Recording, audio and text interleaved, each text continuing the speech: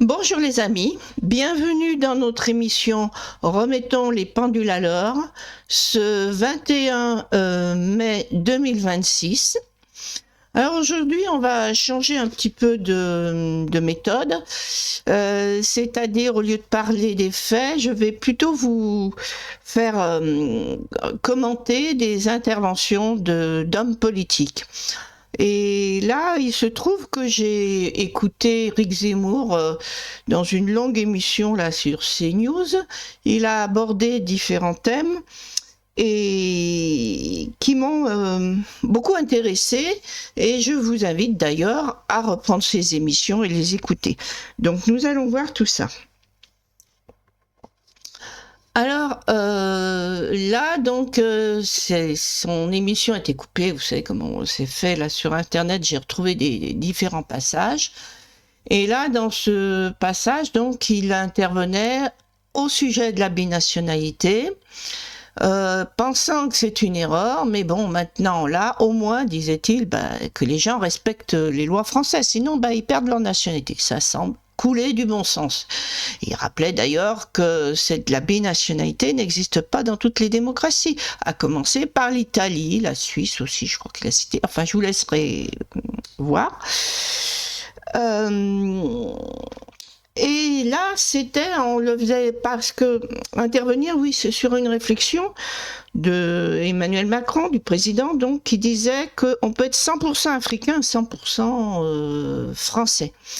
Et Éric Zemmour a précisé que en fait être français, c'est pas uniquement s'intégrer, c'est-à-dire travailler, respecter les lois et tout, comme doit le faire d'ailleurs même les étrangers qui vivent en France, hein. Sinon ils n'ont rien à y faire.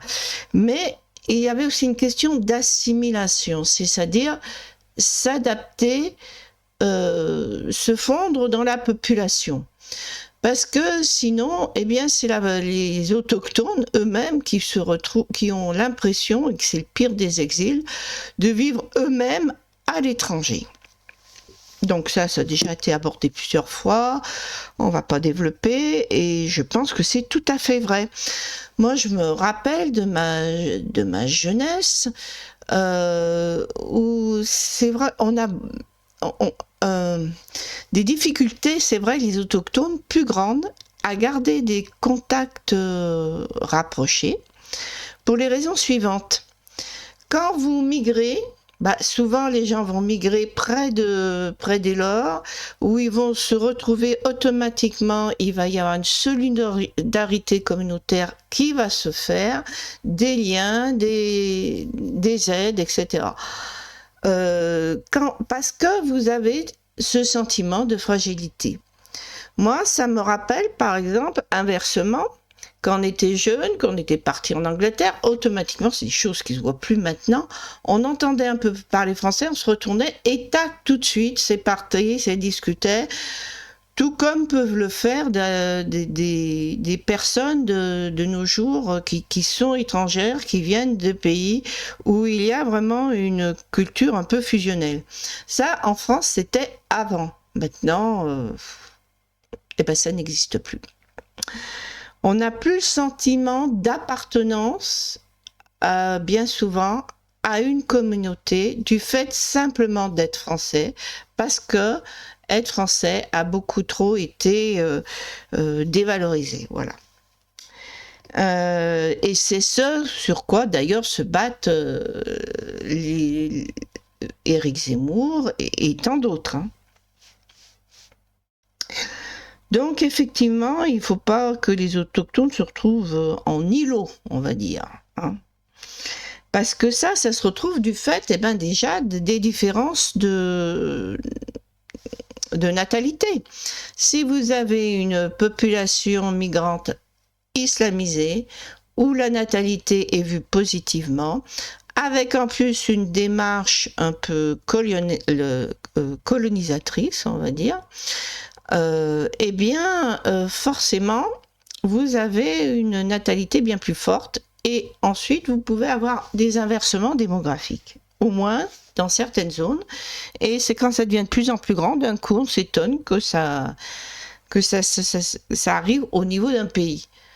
parce que la natalité a une progression en puissance, quoi. C'est-à-dire que quand vous avez une famille où il y a 2 enfants, génération, ça reste toujours à 2 enfants, c'est stable.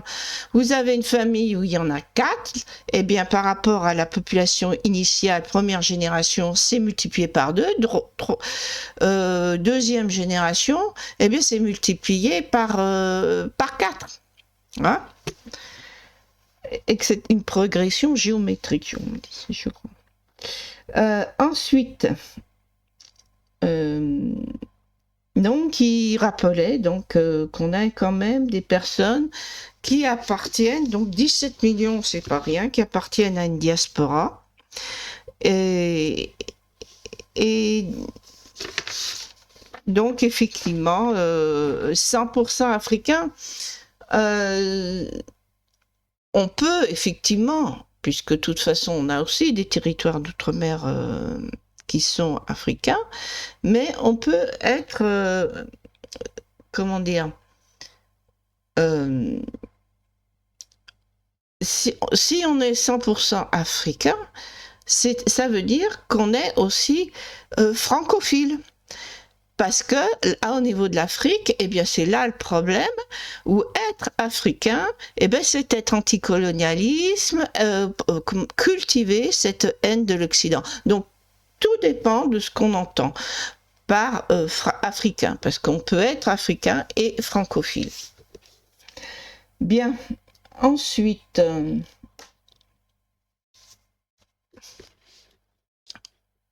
on va passer à une autre intervention.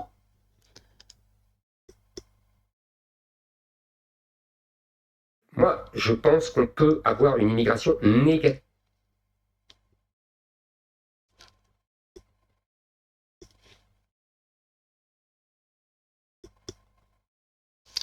Donc, voilà, l'immigration légale aussi qu'il veut arrêter. Il n'y a pas uniquement... Puisqu'on a un problème d'emploi, on a un problème d'assimilation, hein, puisque on peut se permettre d'avoir uniquement des gens intégrés quand on a une migration qui ne devient pas plus importante que la population locale. Mais à partir du moment où cette immigration fractionne la société, de par une culture qui ne s'assimile pas au pays, eh bien, effectivement, pour ces 2 raisons, eh bien, il faut arrêter l'immigration et régler les problèmes. Et donc, il part même d'immigration négative, c'est-à-dire renvoi, et bien évidemment, déjà des personnes à problème qui sont dans l'incapacité même, non seulement de s'assimiler, mais aussi de s'intégrer. Donc, il parle du renvoi des chômeurs de longue durée, renvoi de les délinquants. Et là, donc, on retombe ce que je vous avais dit avant, le problème nataliste. Hein. Donc, je pense aussi qu'il faut, au niveau des lois, pour qu'on puisse avoir une assimilation, justement, eh bien, il ne faut pas que les populations d'origine migrante soient plus nombreuses que les populations autochtones, sinon c'est pas possible. Donc il faut une politique nataliste parce qu'on a un changement sociétal. Et là, je ne veux pas cibler que les musulmans, mais tout ce qui est religieux qui dépend du judaïsme, que ce soit les juifs ultra-orthodoxes, qu'on n'a pas trop en France, hein, c'est plutôt en Israël qui pose problème, que ce soit les islamistes, que ce soit les ultra-catholiques aussi, ça passe par une très forte natalité au-dessus de 4 enfants. Donc, et alors qu'on a bien de la peine pour des populations de culture moderne, hein, c'est-à-dire qui respectent les données scientifiques de la science, ils vont pas croire à des absurdités de vierges qui enfantent je ne sais quoi, même s'ils restent fidèles à leur tradition, hein, cela n'empêche pas, eh bien on arrive difficilement à 2 enfants. Donc, je ne vois pas d'autre solution si ce n'est de réglementer la natalité. C'est-à-dire, moi, ce que je proposais, maximum 4 pour les populations, donc pour les couples qui sont nés en France. Je ne parle pas de français ou étrangers, je dis qu'ils soient déjà nés, qu'ils soient français et nés en France. Ensuite, pour ceux qui sont nés à l'étranger, eh bien, dans ce cas-là, français ou pas français, maximum 2 enfants, et on peut avoir le cas intermédiaire, un qui serait né en France, l'autre étranger. Eh bien, dans ce cas-là, ça se ferait la zone médiane à 3.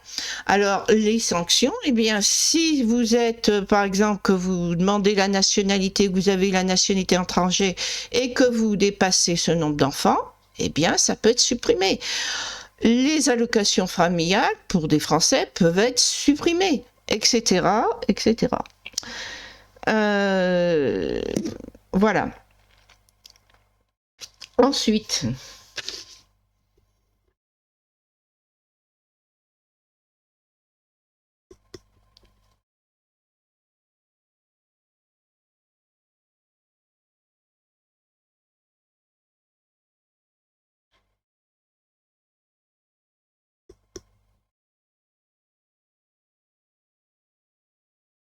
légal que je... Attends.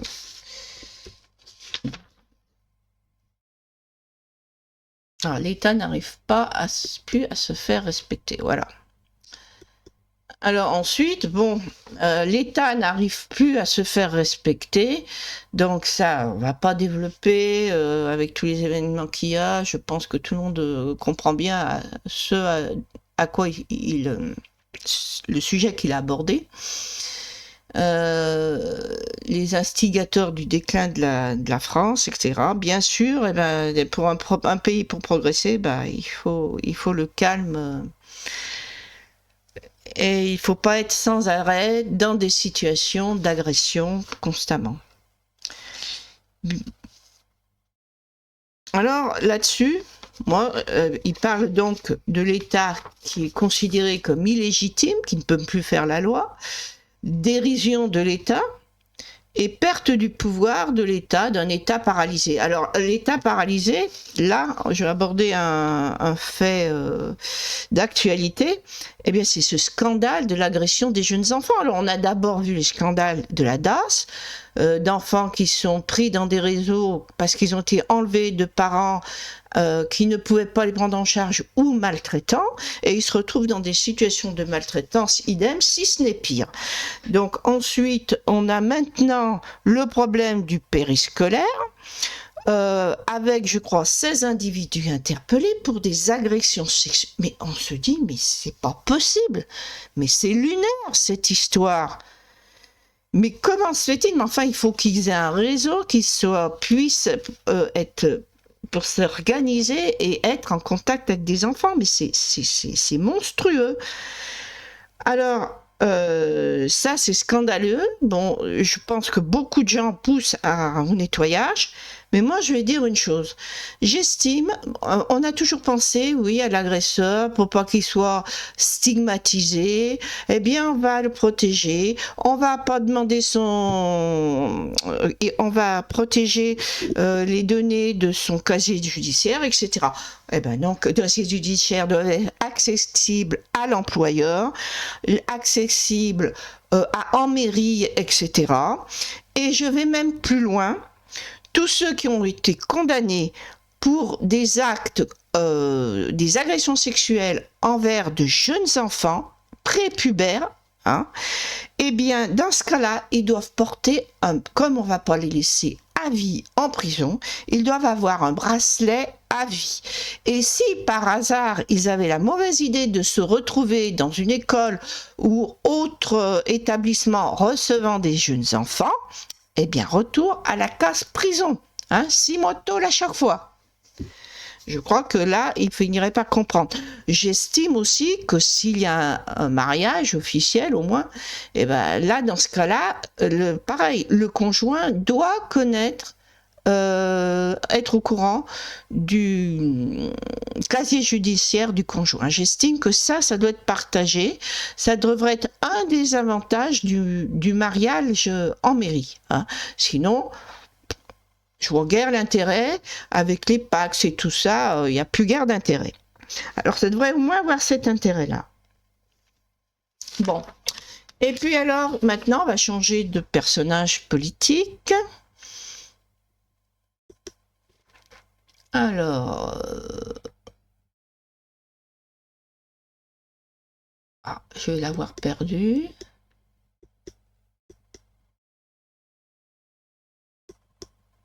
Oh, je vais l'avoir perdu. Ah. Oh, bah c'est quand j'ai fermé Facebook, pardi.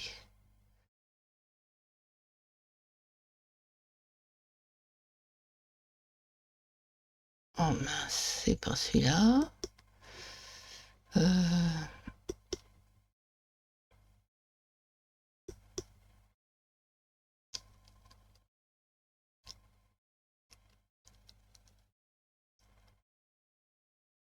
Ah, nous le voilà. Bon. Alors, on ne peut pas faire sans l'Algérie, estime Darmanin. Alors là, c'est un poste de Sarah Knafo. Alors, nos ressortissants dans leur prison, 93% de leurs clandestins qu'ils refusent de récupérer, 9 milliards d'euros que cette relation coûte chaque année aux Français, sans oublier le ressentiment, la rancœur, la culpabilisation permanente. Monsieur Darmanin, si c'est ça, faire avec l'Algérie, on préfère faire sans. Bien évidemment, pourquoi faire avec des gens qui vous détestent? Bon. Alors, je pense qu'on peut faire sans. Parce qu'on va vous parler de pétrole algérien, ben justement, il y a un problème, parce que le pétrole algérien, c'est du pétrole ultra raffiné, enfin, qui est vraiment très intéressant, mais il a tendance à s'épuiser. Alors le problème, il va se poser, hein, et il va entraîner peut-être une migration encore plus importante. Donc, on peut faire sans. C'est eux qui auront plutôt besoin de nous que l'inverse. Et donc, pourquoi s'embarrasser de gens qui vous détestent? On a d'autres choses qui se passent au niveau actuel. Alors là, on va partir pour un autre pays.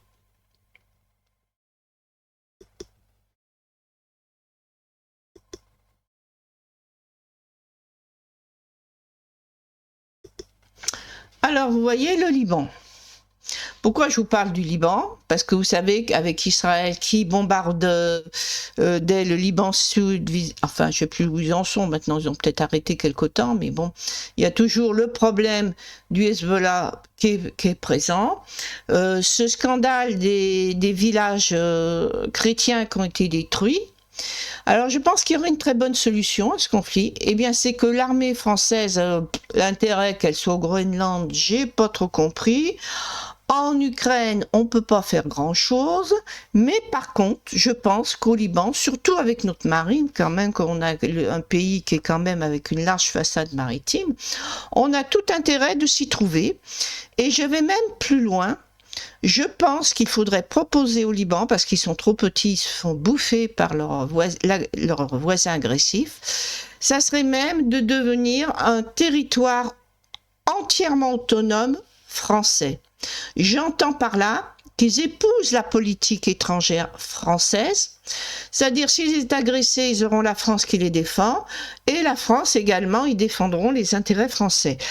Mais par contre, dans le domaine de la justice, leur propre police, éducation nationale, tout ce qu'ils veulent, ça sera de leur domaine. La France interviendrait uniquement dans les questions de terrorisme, à savoir que les Hezbollah. Donc, on on pourrait être là-bas, ce qui semblerait tout à fait logique, puisqu'on a Total qui est présent avec justement le gaz. Donc quand on parle de ressources énergétiques, bon, le pétrole algérien, il n'est pas éternel. On a le gaz qui commence à être exploité justement dans cette région. Il faut aussi des gens qui aient quand même un minimum de préservation des sites naturels. Hein, et éviter les problèmes liés aux exploitations. Donc je pense, là c'est du gaz, c'est peut-être différent, mais par exemple pour le pétrole, je sais que si vous êtes à plus de 200 mètres, il n'y a pas d'intervention humaine possible. Donc c'est pour ça que vous avez eu, comme en Amérique, là, vous aviez eu les problèmes des côtes c'était la Louisiane, je crois, qui avait été polluées là, par la marée noire, parce que c'était à des profondeurs où vous ne pouviez pas avoir d'intervention humaine, et ça vous fait des marées noires dramatiques. Bon, enfin là, c'est du gaz. Ensuite, vous avez aussi, par exemple, dans l'Anti-Liban, côté libanais, vous avez une zone, donc dans le nord, près d'Hermel, là j'ai le mont Hermel, un climat semi-aride qui serait fort intéressant. Je pensais faire ça en Algérie, mais on peut faire ça avec les Libanais. Alors, on va vous faire voir ça. Alors, attendez, voilà. Alors vous voyez ces climats semi-désertiques, là où pratiquement désertiques, et qui en plus ont tendance à progresser, ce qui pose problème pour les ressources agricoles du Liban. Eh bien ça, nous, on en aurait besoin. Parce que l'énergie solaire, moi, je trouve que c'est très bien, mais dans des situations où elle est hautement performante. Et là, eh bien, c'est le cas. Hein. En plus, on n'a peut-être pas les problèmes de vent comme on peut avoir avec les problèmes de soulèvement de sable comme on a au Sahara. Je pense que ça pourrait être beaucoup plus intéressant, en plus, puisque c'est plutôt rocailleux. Donc, on pourrait installer des fermes solaires directement reliées à des centres d'exploitation artisanaux industriels.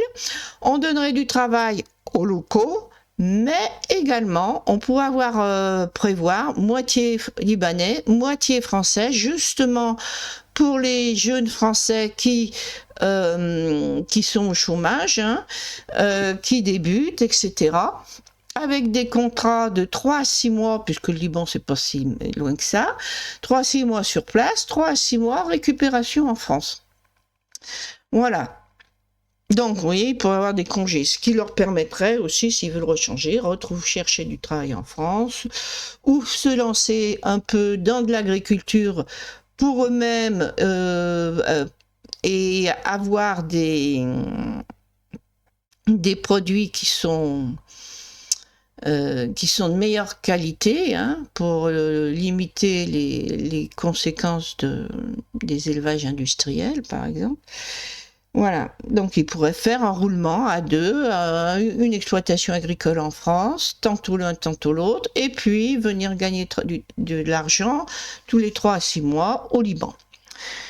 Les Libanais, ils gagneraient évidemment la sécurité avec l'armée française et en plus même un pôle de travail.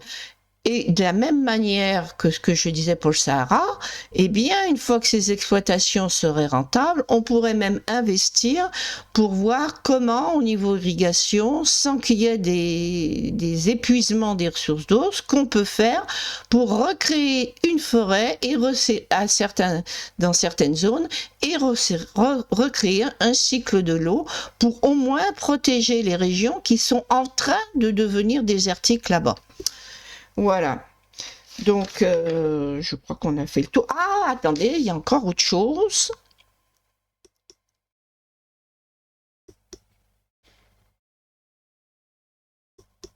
Alors, on vous dit, un forage confirme que la Lorraine accueille la probable plus grosse réserve d'hydrogène naturel au monde. Bon, alors de l'hydrogène naturel, parce que le problème, on peut produire l'hydrogène, mais c'est le coût, il faut de l'hydrolyse, etc. Et c'est ce qui freinait. Donc, en plus, le stockage. Tandis que là, eh bien, on a de l'hydrogène naturel qui permet de résoudre le problème. On en a, donc là on vous parle de la Lorraine, on vous parle dans Moselle, des Hauts-de-France, on parle du Piémont pyrénéen, j'ai vu dans plein d'endroits. Ouf! Pour une fois, la France se trouve avec une réserve énergétique d'avenir. Mettons le paquet sur l'hydrogène naturel plutôt que de se lancer dans du co-nucléaire, hein, avec les dangers, avec les déchets, hein, qu'on n'a toujours pas résolu le problème. Hein. Et on a toujours à la Hague ce danger, cette bombe à retardement, hein, cette menace aussi. On est vulnérable vis-à-vis d'étrangers parce qu'ils n'ont pas besoin d'envoyer une grosse bombe. On fait péter le centre de la Hague ou je ne sais quoi. Terminé. On a toute la région, la Bretagne-Normandie qui est contaminée. Bien, alors je vous souhaite une bonne journée et n'hésitez pas à me faire part de vos réflexions. Ah, j'oubliais, évidemment, quand on en a beaucoup parlé de dénatalité, eh bien, évidemment, ça passe par le logement aussi des jeunes, aide au logement, y compris étudiants. Parce que vous avez des études, par exemple, très longues, mais vous pouvez avoir, et moi j'en connais, c'est au contraire, quand vous finissez vos études, c'est pas génial la maternité, parce que c'est pas le moment de vous arrêter. Et du coup, elles font pas de gosses. Par contre, vous pouvez avoir une année à concours, vous faites votre concours, vous faites une pause, vous avez un gosse ou deux, et ensuite vous reprenez calmement des études ou les études qui s'entourent avec des stages tranquillos.